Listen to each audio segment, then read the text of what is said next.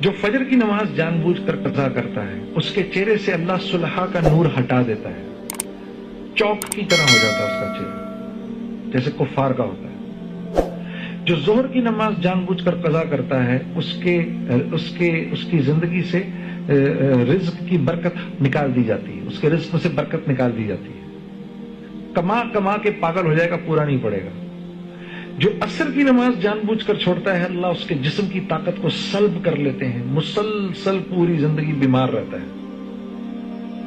جو مغرب کی نماز جان بوجھ کر قضا کرتا ہے اس کو اس کی اولاد سے کبھی کوئی نفع نہیں ہوگا،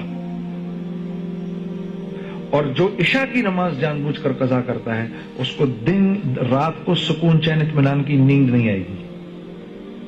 یہی 5 چیزیں جس کے لیے ہم زندہ ہیں: چہرے کی خوبصورتی، رزق میں برکت، جسم کی طاقت، اولاد اور میرا جو کنبہ ہے اس کے اندر آپس میں محبت، اور رات کو سکون چین کی نیند۔